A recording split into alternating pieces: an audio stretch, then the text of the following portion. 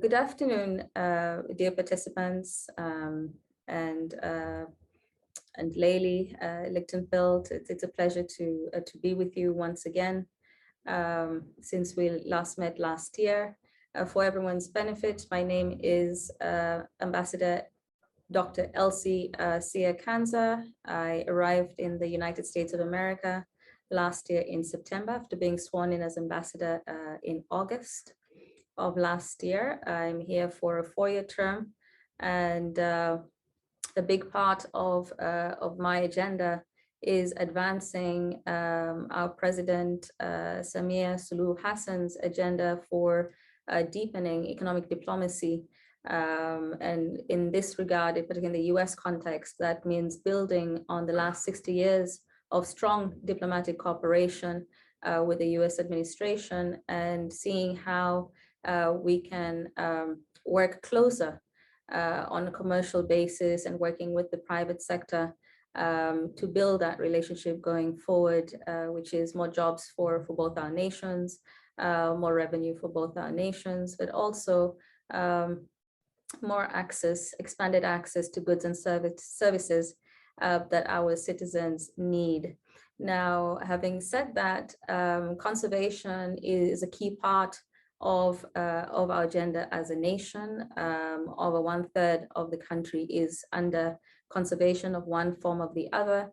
And the key linkage between that and our economic diplomacy agenda is that tourism is a major source of foreign direct investment and earnings for our country.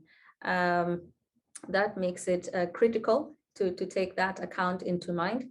But then linked to that is that we are preserving unique natural assets that are only found in Tanzania. And this means that we have a national responsibility to preserve natural wonders of the world, such as the Ngorongoro, Serengeti, Mount Kilimanjaro, not just for Tanzania, but for global populations and future generations. This brings with it an additional level of responsibility from the wildlife and nature point of view and in biodiversity and how we continue to conserve nature's natural wonders. But then also take into account that there are local communities based in many of these areas of conservation, be it land, in national parks and game reserves, but we also have forests and we also have marine protected areas. I have Maasai heritage for one, so the Maasai lands area in northern Tanzania is of personal concern to me about how we balance between nature, wildlife, and people. And this was a basis for getting very excited when Layli mentioned this new initiative on the African women in conservation. One, it's aligned with what is a national priority, is a personal priority for me. Then two, it's also tapping into one of the challenges that we've continued to face on the conservation front, and that is the role that women and girls play. As you may be aware, women are responsible for a lot of the household duties, as well as caring, not just for their families, but surrounding environment.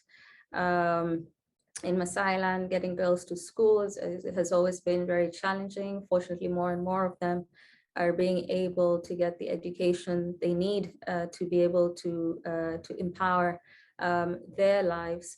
And so this opportunity through this highly commendable initiative by African People and Wildlife to think about strengthening the role of women conservation in different areas, be it through education, be it through entrepreneurship, and be it through leadership, but more important, just recognizing that women play a unique role, and then thinking through how we can equip them with the tools to be more effective in those particular spaces.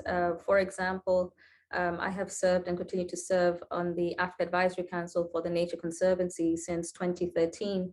And one of the things that I've come to appreciate through what is essentially a voluntary undertaking on my part is the importance of science.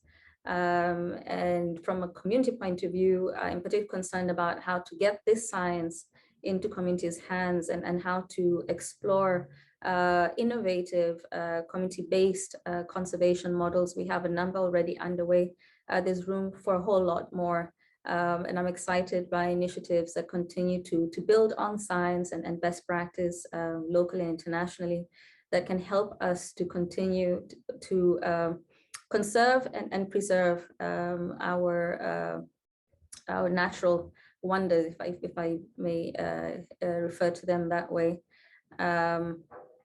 Now, zooming out onto a global stage and just building on conversations that I have been having here about how we can also join hands with the US administration and learn from conservation efforts that are underway in the US, is thinking about opportunities to partner with the Global 30 by 30 initiative, and what that means in terms of undertaking more conservation, better conservation.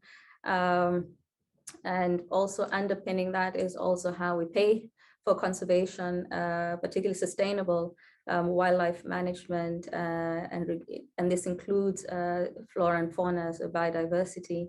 And a key aspect of this is also what kinds of activities can be undertaken in conservation areas. In this regard, again, I commend the African Women in Conservation Initiative for supporting beekeeping activities. We, as a government, continue to think about how we balance whether it's photographic tourism and hunting activities, as we also look at other sporting activities, including hiking and fishing. And then linked to that is also exploring other financing tools, particularly when it comes to forestry areas where it is possible to use new tools that are emerging and mechanisms to help support this effort. It's a major undertaking in Tanzania, and I thank again organizations, dedicated organizations like the African People and Wildlife, and through them to the very generous donors who continue to allow us and support the government's efforts to sustain this conservation efforts currently, and really welcome the opportunity to work with all of you to keep in place a sustainable conservation management program. Thank you for your attention.